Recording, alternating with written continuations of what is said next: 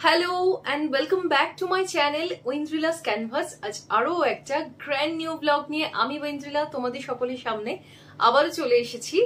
তো লাস্ট ভিডিওতে আমি যেমন তোমাদেরকে বলেছিলাম যে আজকের ভিডিওটা মেইনলি একটা Q&A ভিডিও হতে চলেছে, তো সেই কথা রাখতেই আজ কিন্তু আমি চলে এসেছি তোমাদের সমস্ত প্রশ্নের উত্তর নিয়ে।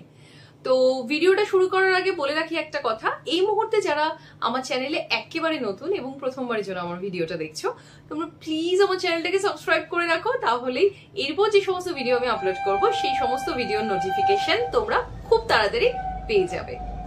তো চলো আর কথা না বাড়িয়ে ভিডিওটাকে তাহলে শুরু করা যাক। বেসিক্যালি যে সমস্ত প্রশ্ন তোমরা আমাকে ইউটিউবের মানে লাস্ট ভিডিওর কমেন্ট সেকশনে করেছিলে তার উপর বেস করে, এবং অনেকে আমাকে আবার ফেসবুকে পার্সোনালি মেসেজ করেছো, আবার অনেকে ইনস্টাগ্রামেও কেউ কেউ পিং করেছো। তো সবার প্রশ্ন দেখে ওভারঅল আমি 5-6টা কোয়েশ্চেনের লিস্ট তৈরি করেছি। এই কয়েকটা কোয়েশ্চেনের অ্যান্সার দিলে মোটামুটি তোমাদের সবার প্রশ্নের উত্তর আশা করি তোমরা পেয়ে যাবে। তো যে প্রশ্নটা সব থেকে বেশি আমি তোমাদের কাছ থেকে পেয়েছি, মোস্ট আস্কড কোয়েশ্চেন বলতে পারো, সেটা হলো আমার বোনের বিয়ে কবে। আমার বোনের বিয়ে হলো ইংরেজির ডিসেম্বর মাসে আর বাংলায় অঘ্রাণে। তো এখনো বেশ খানিকটা সময় হাতে আছে, তো ডেটটা এখনই রিভিল করছি না, তোমরা আমার সাথে জুড়ে থাকো, আস্তে আস্তে তোমরা ডেটটাও জানতে পারবে। এরপর নেক্সট যে কোয়েশ্চেনটা সব থেকে বেশি তোমাদের মধ্যে থেকে আমাকে তোমরা করেছো, সেটা হলো আমি আমার ইউটিউব জার্নি কিভাবে শুরু করেছিলাম। দেখো, ইউটিউব জার্নি শুরু করার তো সেরকম কোনো তিথি নক্ষত্র থাকে না, এমনি মনের মধ্যে একটা ইচ্ছে থাকার দরকার, আর কিছু পজিটিভিটি থাকা দরকার, আর অল্প কিছু মোটামুটি একটু টেকনিক্যাল জ্ঞান থাকলেই ইউটিউব চ্যানেল খোলা যায়। তো আমিও এরকম একটা মানে বেশ কিছুদিন ধরেই আমি মানে যেদিন আমি খুলেছিলাম লাস্ট ইয়ার জুন মাসে আমি আমার ইউটিউব চ্যানেলটাকে ক্রিয়েট করি। তো তার আগেই আমি বেশ কিছু ভিডিও দেখেছিলাম, ইউটিউবে ব্লগ দেখেছিলাম যে কি করে ব্লগের স্টাইলটা কিরকম হয় কি হয়, আর মোটামুটি আমার একটা আইডিয়া ছিল যে কিভাবে কি করতে হয় আর মানে কিভাবে কি করা যেতে পারে। আর তাছাড়াও যেটা দরকার আরো ইউটিউব চ্যানেল খুলতে গেলে সেটা একটু টেকনিক্যাল জ্ঞান থাকা দরকার, যেমন ভিডিওটা কি করে কোন অ্যাঙ্গেলে শুট করতে হবে, তারপরে কোন এডিটিং অ্যাপে এডিট করতে হবে, এই রিলেটেড বেশ কিছু ভিডিও আমি দেখেছিলাম, মানে মোটামুটি একটা জ্ঞান নিয়ে আমি শুরু করেছিলাম। আর আরেকটা জিনিস যেটা আমি তোমাদের বলবো সেটা হলো, দেখো কেউ একদিনে বা প্রথম থেকে কিন্তু পারফেক্ট হয় না, পারফেকশন আসে ডে বাই ডে, কাজ করতে করতে করতে করতে তারপরে পারফেকশন আসে।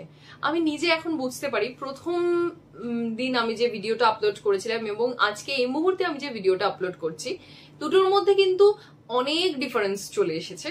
কিসের ডিফারেন্স না, এডিটিং এর ডিফারেন্স বলতে পারো, বা ভিডিওটা শুট করার অ্যাঙ্গেলের ডিফারেন্স, এই সমস্ত কিছু ওভার দ্য টাইম কাজ করতে করতে তোমরা নিজেরাই শিখে যাবে। আর আরেকটা জিনিস যেটা এই ইউটিউব চ্যানেল খোলা থেকে আমি বলবো, সেটা হচ্ছে খুব সহজভাবেই এই চ্যানেলটা খোলা যায়। প্রথমে তোমাদেরকে জিমেলে একটা অ্যাকাউন্ট ক্রিয়েট করতে হবে, তারপর সেই জিমেল অ্যাকাউন্ট দিয়ে একটা জিমেল অ্যাকাউন্ট দিয়ে কিন্তু একটা ইউটিউব চ্যানেল খোলা যায়। তো সেই জিমেল অ্যাকাউন্ট মানে পুট করে তোমরা ইউটিউব চ্যানেল খুলতে পারবে। এটা ভীষণ ইজি একটা প্রসেস। আর আরেকটা জিনিস যেটা সেটা হলো, মানে এরপর এই হলো আমার সেকেন্ড কোয়েশ্চেন অ্যান্সার, আর এরপর থার্ড কোয়েশ্চেনে আসি তোমাদের। আমাকে বেশ কিছুজন বলেছো যে কোন অ্যাপের মাধ্যমে আমি ভিডিওগুলোকে এডিট করি। তো আমি সাধারণত দুটো অ্যাপ ইউজ করি, যেটা একেবারে ফ্রি, কোনো রকম কোনো মানে চার্জ বা কোনো রকম কোনো মান্থলি কিছু পয়সা পে করতে হয় না তার জন্য। আর যে মানে এই অ্যাপগুলোর আবার মানে একটু মডিফাইড ভার্সনও আছে, যেগুলো আবার কিন্তু পেইড ভার্সন। তো যে মানে নর্মাল যেটা ফ্রি ভার্সন যেটা অ্যাভেলেবেল রয়েছে সেটা দিয়ে আরামসে কাজ মানে তোমরা চালিয়ে নিতে পারবে, কোনো অসুবিধা হবে না। তো আমি যে দুটো অ্যাপে মোস্টলি এডিট করে থাকি সেটা হলো, একটা ভিএন অ্যাপ রয়েছে এডিটিং অ্যাপ, আর তাছাড়াও ইনশটেও কখনো কখনো এডিট করি। এছাড়াও কিছু কিছু ভিডিও রিসাইজার অ্যাপ রয়েছে, কারণ কখনো কখনো এরকম হয় যে হয়তো অনেক দূরে রয়েছে বা ভিডিওটা হয়তো তাড়াহুড়োর মধ্যে সাধারণত দুটো রেশিওতে ভিডিও করতে হয়। একটা শর্টসের জন্য একটা আলাদা রেশিও ইউজ হয়, সেটা হচ্ছে 9:16। আর এখন তোমরা যেভাবে আমার ভিডিওটা দেখছো অর্থাৎ ওয়াইড অ্যাঙ্গেলে, এটা হলো 16:9। তো কখনো যদি ভিডিওর রেশিওটা কোনো কারণে যদি ভুল নিয়ে ফেলি, তো সেক্ষেত্রে ভিডিও যে রিসাইজার যে অ্যাপগুলো রয়েছে, সেই রিসাইজার অ্যাপের মাধ্যমেও কখনো কখনো কি করে ভিডিওটাকে রিসাইজ করে নিই আমি। এটা তোমরা গুগল প্লেতেই মানে প্লে স্টোরে গিয়ে তোমরা আরামে যে কোনো কিছু ওই ভিডিও রিসাইজার অ্যাপ দিয়ে যদি তোমরা সার্চ করো, প্রচুর প্রচুর অপশন চলে আসবে। তোমাদের নিজেদের যেটা সুইটেবল বলে মনে হবে তোমরা ইজিলি সেটা ডাউনলোড করে করতে পারো। আচ্ছা, এরপর আসি নেক্সট কোয়েশ্চেনে, যেটা তোমাদের মধ্যে অনেকেই আমাকে জিজ্ঞেস করেছো আমার নিজের পার্সোনাল লাইফ নিয়ে, যে আমি হাউসওয়াইফ কিনা। তো তোমাদেরকে বলে রাখি, তোমাদের মধ্যে অনেকেই হয়তো জানো না, কারণ এই রিলেটেড কোনো ভিডিও আমি কখনো ইউটিউবে দেইনি। সেটা হলো, আমি হাউসওয়াইফ নই, আমি একটা পাবলিক স্কুলে জব করি। আর সেই পাবলিক স্কুলে জব করার সাথে সাথে এই ইউটিউবের যে আমার চ্যানেলটা, সেটাকেও আমি কিন্তু রেগুলার মেনটেন করি। তো এটা হয়ে গেল আরেকটা কোয়েশ্চেনের অ্যান্সার তোমাদের। আর এরপরে আসি নেক্সট কোয়েশ্চেনে, সেটা হলো অনেকে জিজ্ঞেস করেছো আমার বোনের আশীর্বাদ হয়ে গিয়েছে কিনা। তো এখন আমার বোনের আশীর্বাদ হয়নি, তবে খুব তাড়াতাড়ি আশীর্বাদের ডেটটা আমি রিভিল করব, মানে বোনের আশীর্বাদের ডেটটাও। আবার বোনের যার সাথে বিয়ে হবে, শুভ্রজিৎ ওর নাম, শুভ্রজিতের আশীর্বাদের ডেটটাও আমি রিভিল করব, এবং সেই রিলেটেড ব্লগগুলোও কিন্তু আমি আমার চ্যানেলে পোস্ট করব। আর এরপর কিছুদিন পর থেকেই আর কি আমরা বোনের বিয়ের যে তত্ত্বগুলো রয়েছে সেগুলোকেও সাজাতে শুরু করব। আর সেই রিলেটেড ভিডিওগুলো যদি তোমরা দেখতে চাও, চ্যানেলটাকে কিন্তু এখনই সাবস্ক্রাইব করে রাখো, নালে কিন্তু এত সুন্দর সুন্দর ভিডিওগুলো কিন্তু তোমাদের মিস হয়ে যাবে। এরপর আসি নেক্সট কোয়েশ্চেনে। তোমাদের মধ্যে বেশ কিছু জন আমাকে জিজ্ঞেস করেছিলে যে আমার বাড়ি কোথায়। তো আমার বাপের বাড়ি শ্বশুর বাড়ি দুটোই হলো মালদায়, মানে আমার জন্ম থেকে শুরু করে বিয়ে অবধি মালদাতে কেটেছে, কিন্তু বিয়ে ঠিক 1 মাসের মাথায় চলে আসি কোচবিহারে। এখন আমি কোচবিহারে রয়েছি এবং কোচবিহারেই আমি এখন থাকি রেগুলার বেসিসে, কারণ কোচবিহারে আমার হাজবেন্ড সুশোভন স্টেশন মাস্টার, আর ওর পোস্টিং কোচবিহারে। তো সেই জন্য আমরা এখানে কোচবিহারে রেলে কোয়ার্টারে থাকি। আর এছাড়াও আমার যে পাবলিক স্কুল, মানে আমি যে স্কুলে জব করি, সেই স্কুলটাও কোচবিহারে। আর রিসেন্টলি আমার যে লাস্ট ভিডিও, সেখানে একজন কমেন্ট করেছিলে যে তুমিও কোচবিহারে থাকো। তো জানি না এই ভিডিওটা তুমি দেখছো কিনা, তো যদি কখনো পসিবল হয় তো অবশ্যই একদিন তোমার সাথে দেখা হবে, এই আশা রাখছি। এরপর আসি তোমাদের নেক্সট কোয়েশ্চেনে, সেটা হলো অনেকে আমাকে জিজ্ঞেস করেছো যে কোন টপিকের ওপর ভিডিও করলে বা কোন টপিকের ওপর চ্যানেল খুললে ভিডিওটা ভালো রান করবে বা কিছু। তো দেখো, এই প্রসঙ্গে একটা কথা বলি, কোন জিনিসের উপর ভিডিও চলবে সেইটার উপর না গিয়ে আমার মনে হয় যে কোন জিনিসের মধ্যে তোমার ইন্টারেস্ট রয়েছে সেইটার দিকে যদি তুমি এগো, তাহলে বোধহয় বেশি ভালো হবে। কারণ শুরুতে দেখবে যে কোনো কাজ যখন আমরা শুরু করি তখন আমাদের এনার্জিটা একটা অন্যরকম থাকে, তারপর কিন্তু ধীরে ধীরে ধীরে ধীরে এনার্জিটা কিন্তু লস হতে থাকে বা ডাউন হতে থাকে এনার্জিটা। তো যদি কাজের ক্ষেত্রটা যদি তোমার নিজের পছন্দ মতো হয় বা পছন্দের হয়, তো সেক্ষেত্রে আমার মনে হয় যে ভিডিও টপিক পেতে তোমার খুব একটা বেশি অসুবিধা হবে না।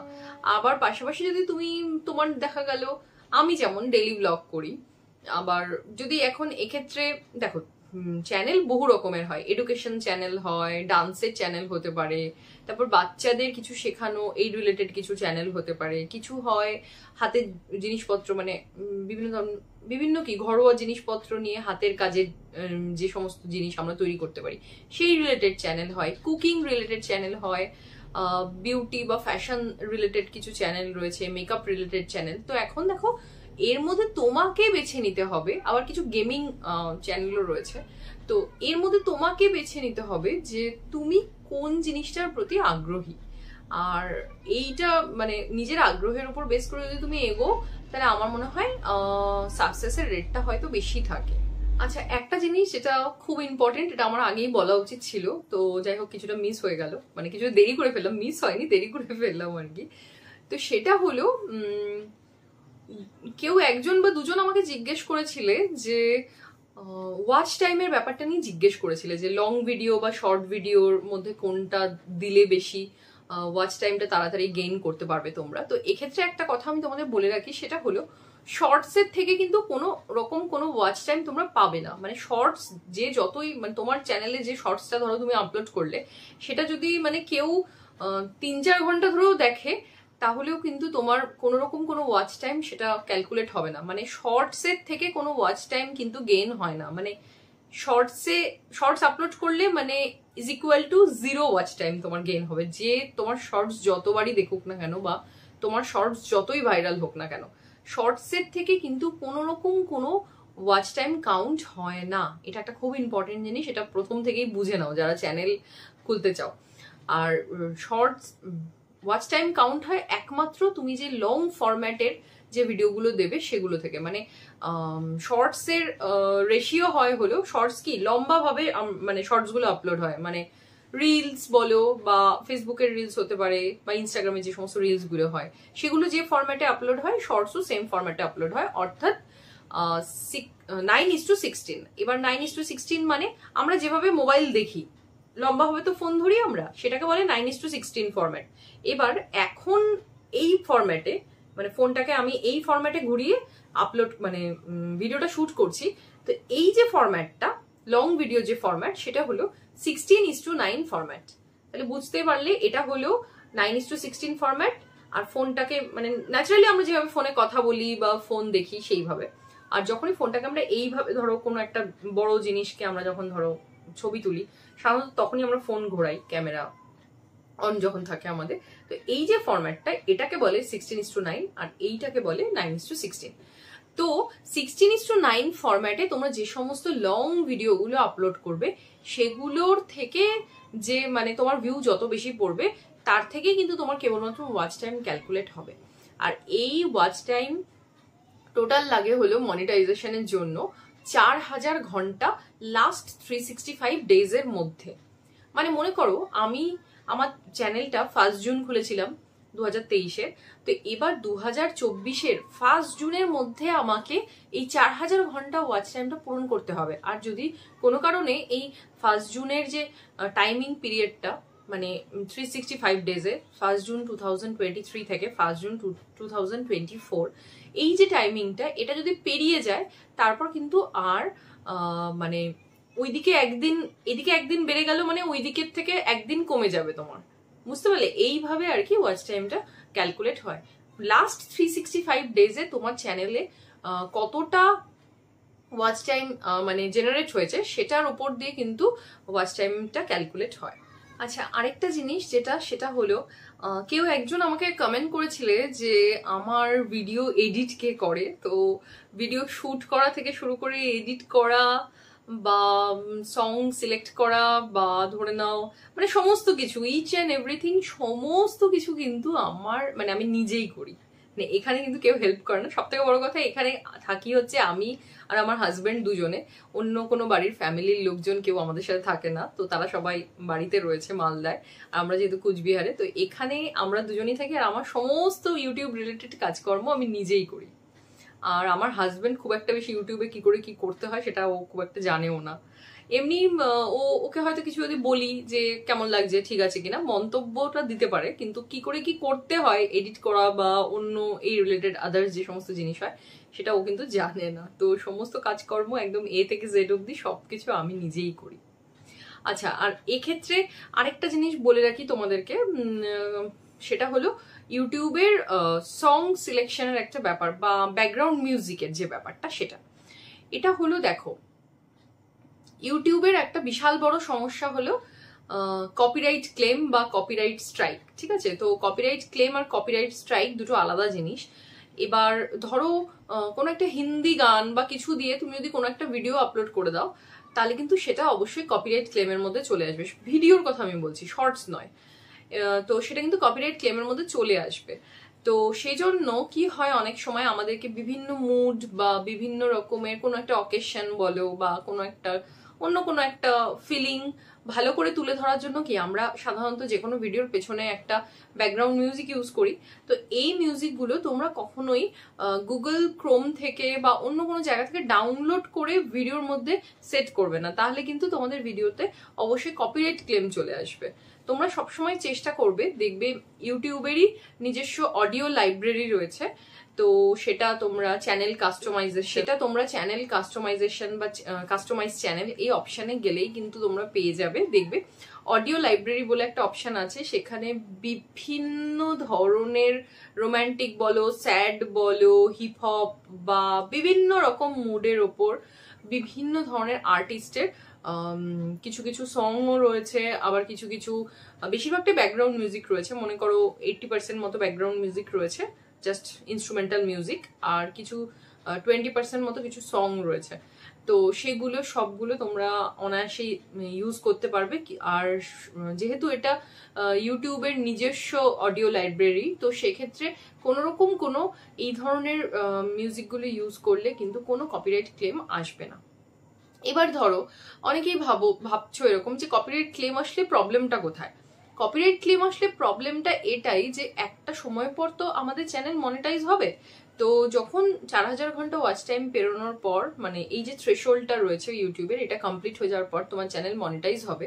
আর কোথাও মানে কোনো একটা ভিডিওতে যদি তুমি অন্য কারোর কোনো সং বা কিছু ইউজ করার জন্য তোমার কপিরাইট ক্লেম চলে আসে, তো সেক্ষেত্রে কি হবে, তোমার যে ওই ভিডিও থ্রু তুমি যে তোমার যে আর্নিংসটা হবে বা তুমি যে টাকাটা ইনকাম করবে সেটা কিন্তু তুমি পাবে না, বা ওই ভিডিওটা কিন্তু মনিটাইজ হবে না। আর হলেও যে মানে যার সং তুমি ইউজ করেছো তার কাছে কিন্তু টাকাটা অটোমেটিক্যালি চলে যাবে।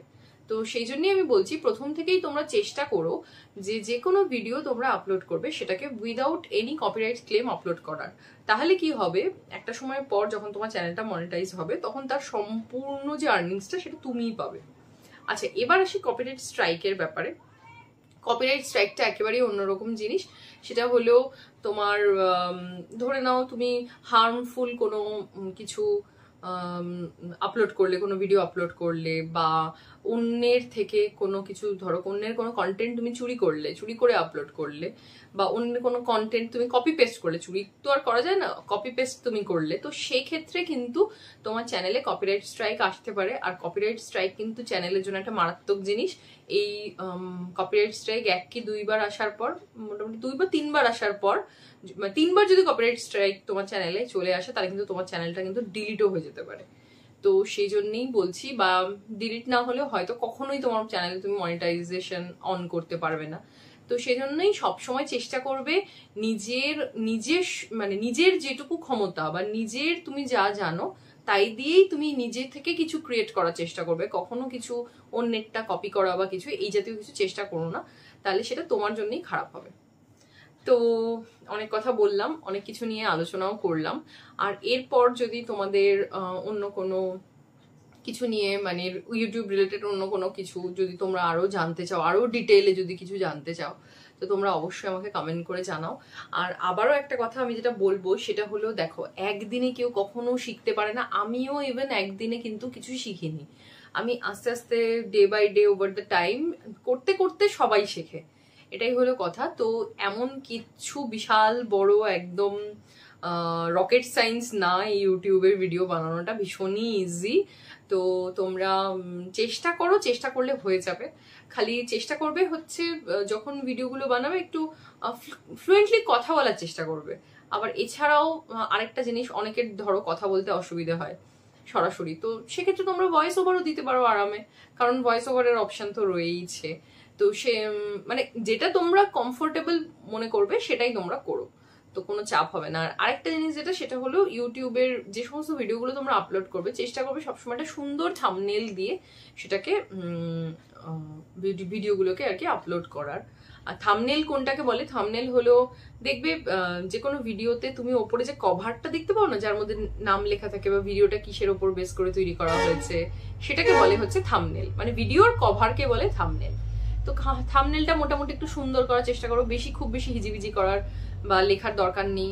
প্রমিনেন্ট একটা বা দুটো ছোট করে কথায় আর কি সুন্দর করে, বড় করে, স্পষ্ট কোনো ফন্ট ইউজ করে থাম্বনেলটা ঠিকঠাক ক্রিয়েট করার চেষ্টা করো, তাহলেই তোমাদের ভিডিওতেও আশা করি সুন্দর ভিউ পড়বে।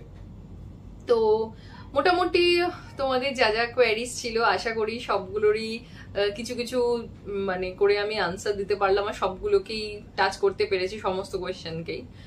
তো আজকের ভিডিওটা যদি তোমাদের ভালো লাগে এবং হেল্পফুল বলে মনে হয় অবশ্যই আমার ভিডিওটাতে লাইক করে দিও আর আমার চ্যানেলটাকে সাবস্ক্রাইব করে দিও। তাহলে চলো দেখা হবে খুব তাড়াতাড়ি আবার নতুন একটা কন্টেন্ট নিয়ে বা আবার একটা নতুন ভিডিও নিয়ে। ততক্ষণ পর্যন্ত সবাই খুব ভালো থেকো, সুস্থ থেকো। আর এক্সট্রা যদি আরো কিছু জানার থাকে অবশ্যই আমাকে কমেন্ট বক্সে লিখে জানিও, আমি এরপরে নেক্সট ভিডিওটা শেয়ার রিলেটেড নিয়ে আসবো। তো চলো আজকের মতো টাটা।